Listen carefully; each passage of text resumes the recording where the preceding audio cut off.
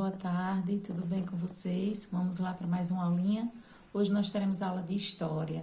Como a gente já viu um pouco desse conteúdo da semana passada nós falamos do tempo e dos primeiros tempos, o que foi que acontecia nos primórdios, né? Como as pessoas viviam, os caçadores, coletores, como é que as pessoas se alimentavam, como é que as pessoas procuravam seu próprio alimento, né?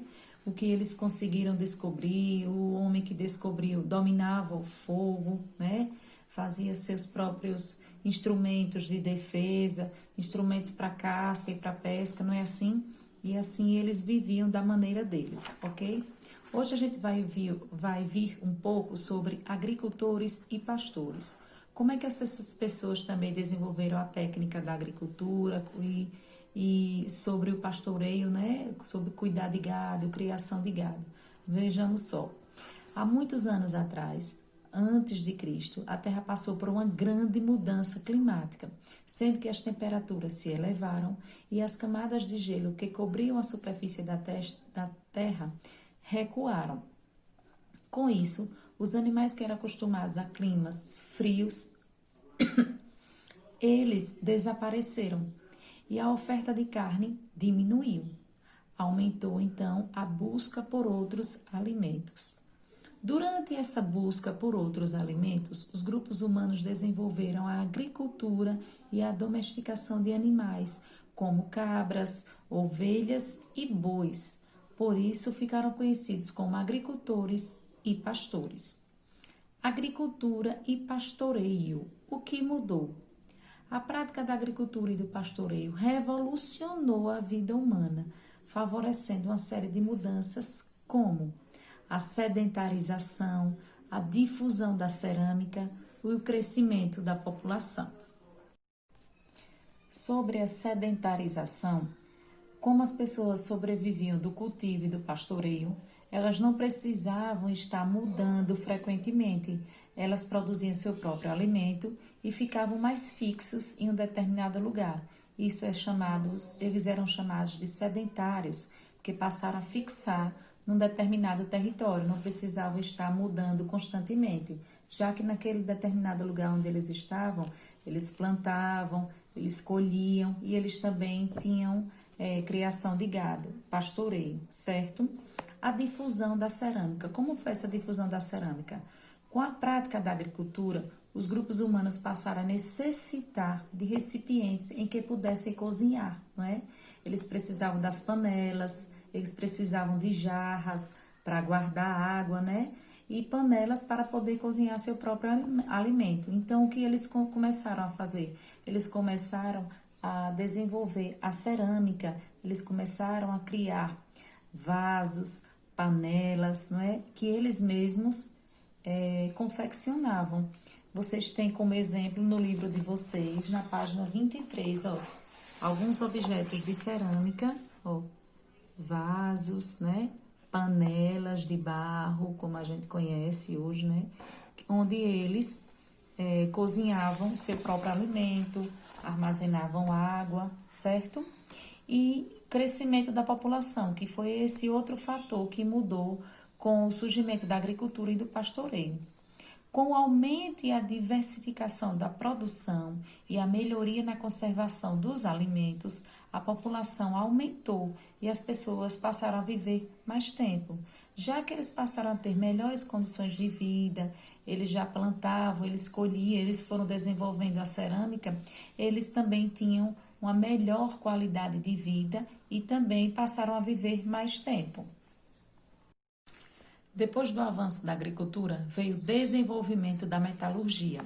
As pessoas precisavam de instrumentos de cultivo para a agricultura, né? Para a plantação, de instrumentos de defesa. Então, eles precisavam fazer esses instrumentos com materiais que fossem mais resistentes. Eles descobriram primeiro o cobre. Era um metal mole, maleável.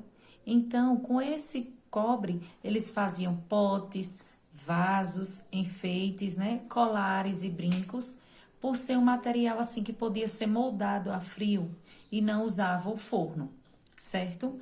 Depois, eles descobriram que com o cobre não dava para fazer armas, não é? Não dava para fazer ponta de machado, porque tinha que ser um material mais resistente, mais duro. Então, eles usaram o bronze, que já era um material, um metal mais firme, mais duro. Eles poderiam fazer capacetes de bronze, né? Para eles se defenderem em ataques. Eles poderiam fazer as pontas de um machado, certo?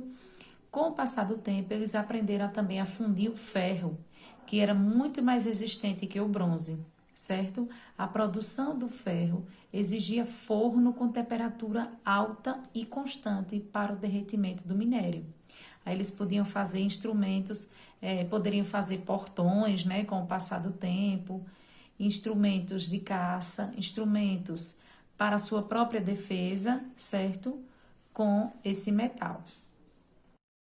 De acordo com esses assuntos que a gente acabou de ver agora, sobre agricultura, pastoreio, o desenvolvimento de metais, não é? Como o bronze, o ferro, o cobre. Vocês fizeram já as atividades das páginas 26 e 27 do livrinho de vocês. E vocês farão em casa as páginas 28, 29, 30 e 31 do livrinho de vocês, certo? 28. Vimos que por volta de 5.000 a.C., os seres humanos aprenderam a técnica de trabalhar metais, como o cobre, o bronze e o ferro. Observe as imagens a seguir, tá? Aqui no livrinho de vocês, ó, vocês têm as imagens, né? Olha só, vocês vão ver melhor em casa, né? O instrumento 1 é o quê? É um vaso. O 2, o machado. O 3, uma faca. E o 4, uma tesoura. Esses instrumentos foram criados pelos agricultores, não é?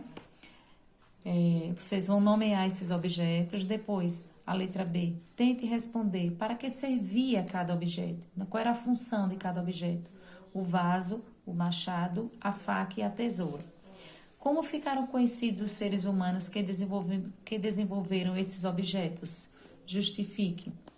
Quais vantagens tiveram os povos que primeiro desenvolveram esses instrumentos de trabalho? Quais foram as vantagens que eles tiveram? Certo? Esses instrumentos que eles desenvolveram.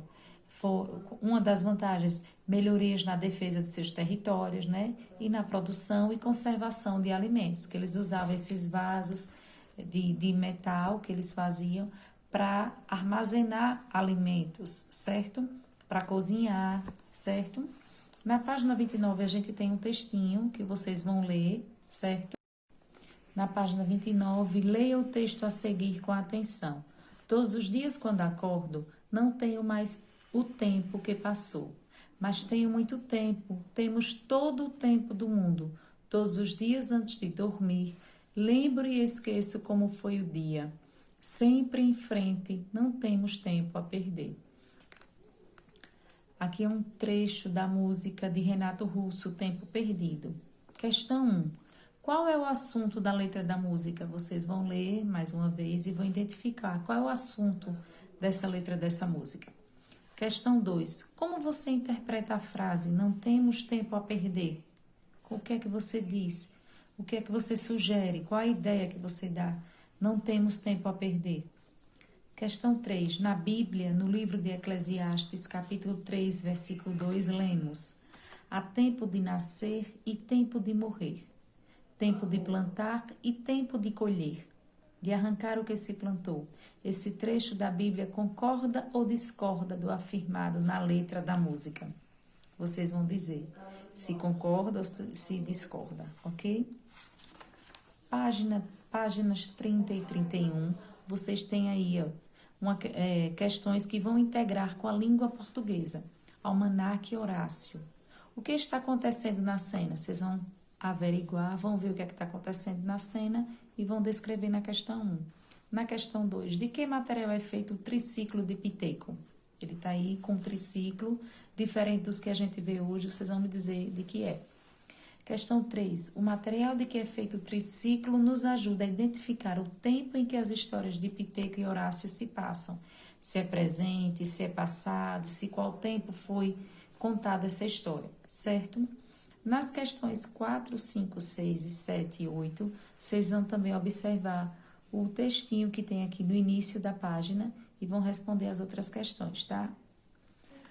Prestem atenção, qualquer dúvida, manda um alô para ti, a gente tá aqui para tirar dúvida, para facilitar, para auxiliar, certo? Um beijo, façam as questões direitinho, até amanhã. Beijo, meus amores.